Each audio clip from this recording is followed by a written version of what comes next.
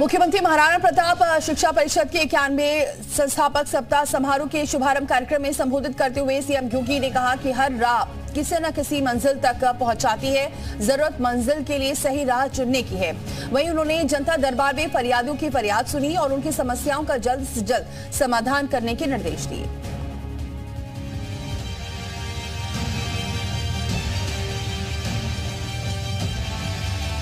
CM Gorakhpur के दौरे पर हैं, जहां वो महाराणा प्रताप शिक्षा परिषद के 91वें संस्थापक सप्ताह समारोह में शामिल हुए। इस कार्यक्रम की अध्यक्षता सीएम योगी ने ही की। कार्यक्रम को संबोधित करते हुए सीएम ने कहा कि महाराणा प्रताप महंत दिग्विजयनाथ, महंत अवैधनाथ हो या अन्य ऋषि मुनि महापुरुष, सबका एक ही दे रहा है, राष्ट्र प्रथम का। उनकी भावना पृथ्वी को माता मानने की है और तेरा वैभव अमर रहे माँ के अनुरूप कार्य करने की रही है। प्रधानमंत्री मोदी जी ने देशवासियों को आजादी के अमृत महोत्सव की मुख्य महोत्सव में एक बात कही थी और कही थी पंच प्रण की। आखिर हमारे जीवन का लक्ष्य क्या है?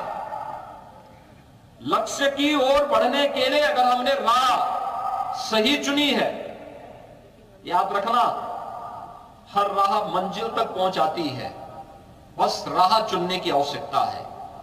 और वही राह है जो हमें पंच प्रण के साथ जोड़ रही है।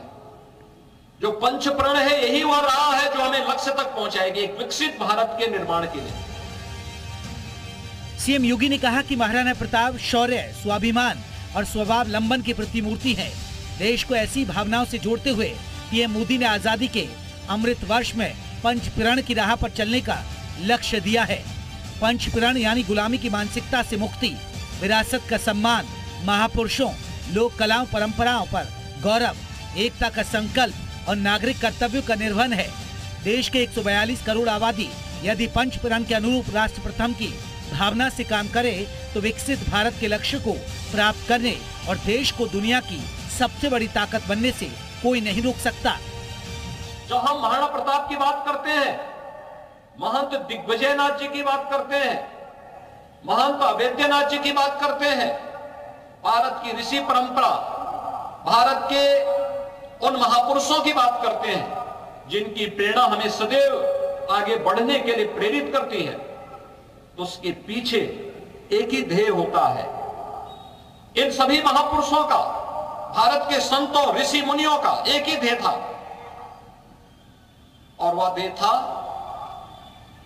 किण्वन्तो विश्वार्यम का। इससे पहले सीएम योगी ने गोरखपुर मंदिर परिसर में जनता दरबार लगाया। वहां उन्होंने जनता की समस्याओं को सुना और समझा। सीएम योगी ने 300 लोगों की फरियाद को भी सुना और उनकी समस्याओं के समाधान के लिए अधिकारियों को निर्देश दिए।